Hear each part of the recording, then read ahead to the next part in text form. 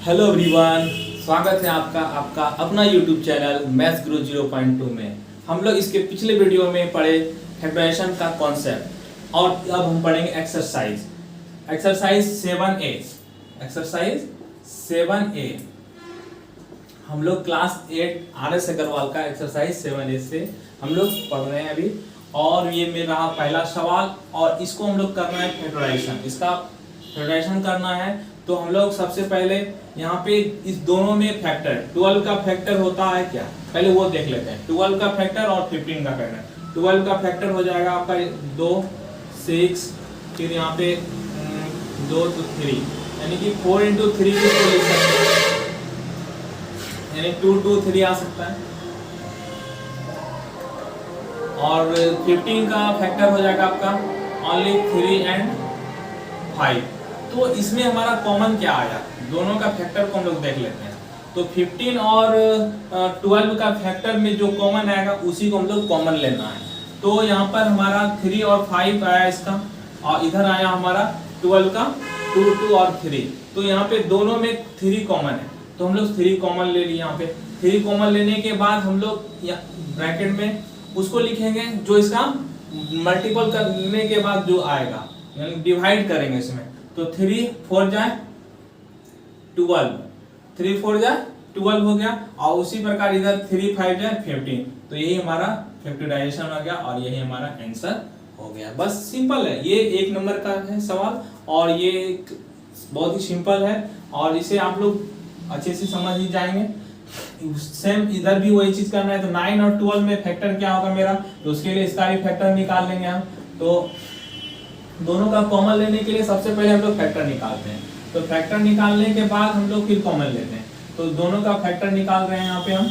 तो ये हो गया हमारा, फिर इसके पहले 12 का फैक्टर तो हम लोग निकाल ही चुके हैं। 2 2 and 3 बार निकाले से क्या फायदा, इसलिए हम लोग इसी को यहाँ पे लिख लेते हैं।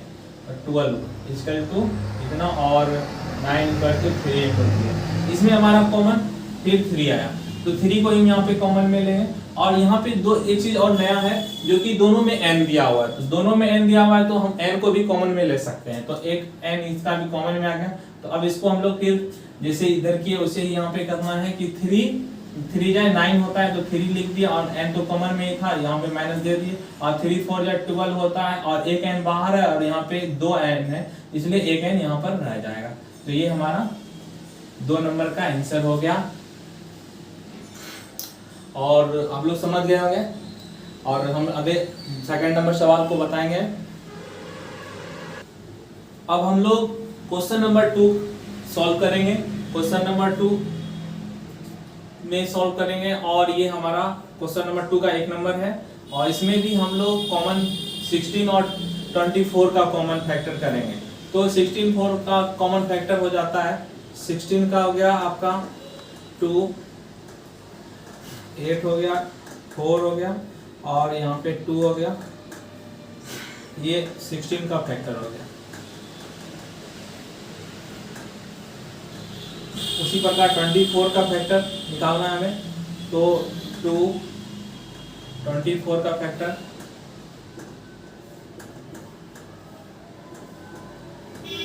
2 into 2 into 2 into 3।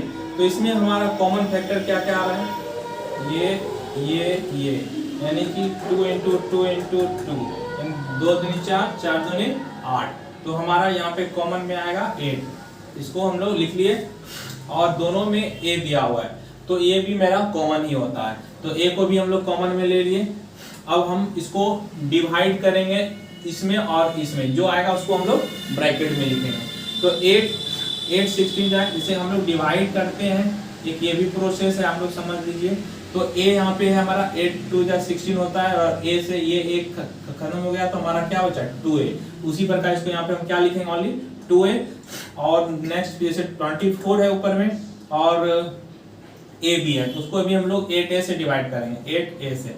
तो 8a 8 3 जाए 24 और a कम कट गया तो यहाँ पे 3b बचा, इसको हम लोग इधर लिख लेंगे। तो ये हमारा फैक्टर आ गया।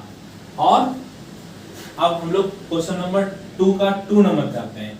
तो इसमें हम लोग जस्ट लाइक सेम है हर सवाल में। कि हम लोग पहले उसका फैक्टर कर लेते हैं, उसमें जो कॉमन आता है उसको हम लोग कॉमन को लिखते हैं।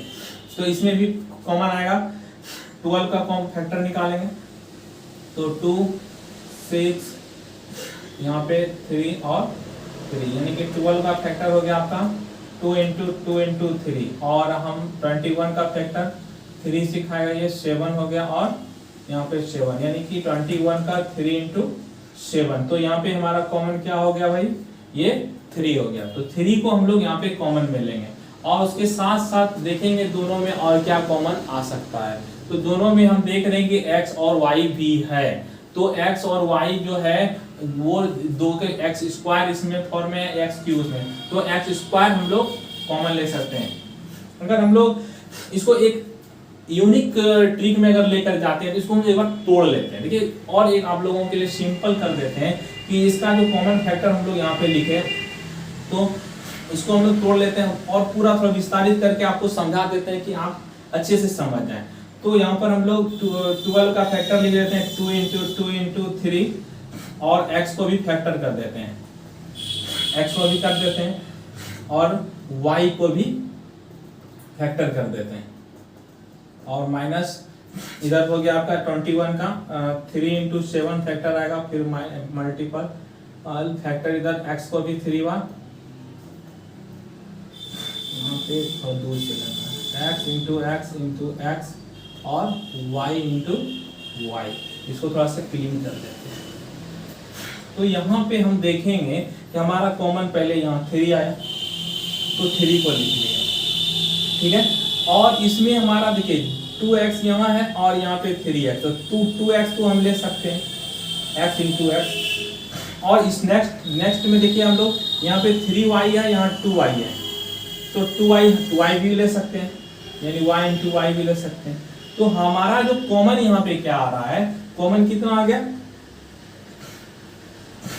कॉमन आ गया 3, x × x स्क्वायर और y × y स्क्वायर। तो ये हमारा कॉमन दोनों में से आ रहा है, तो उसको हम लिख लेंगे यहाँ पे, और ब्रैकेट में आ गया आपका, ब्रैकेट में आ गया जो बचा, तो इसमें हमारा क्या बचा, 4 बचा, 4 लिख लिए। और इधर क्या बचा था, 3y में हम लोग 2y लिए, एक y तो बचेगा ही, तो y बच गया, ठीक है। और इधर क्या बचा हमारा, 7 बचा, क्योंकि 3 हम कॉमन ले लिए थे, तो यहाँ पे 7 बच रहा है। और उसके बाद इधर हम जब 2x कॉमन लिए हुए हैं, 2x कॉमन लिए तो 1x तो बचेगा ही, और इधर 2y कॉमन ले लिए, इधर तो कुछ नहीं बचा, बस ये हमारा फैक्टर हो गया। और यानी कि हम लोग इसको इस फॉर्म में लिख सकते हैं, ये हमारा हो गया आंसर। हो सकता है आप लोगों को ये अच्छे से समझ में आ गया होगा, तो आप लोगों को ये सारा समझ में अच्छे से आ गया होगा। और इसके अगले सवाल के लिए हम लोग अगले वीडियो को शेयर करेंगे आपके सामने, और तब तक के लिए हम आप लोगों से विदा लेते हैं। आपको ये वीडियो अगर मेरा पसंद आए तो आप लोग लाइक करेंगे और सब्सक्राइब करेंगे।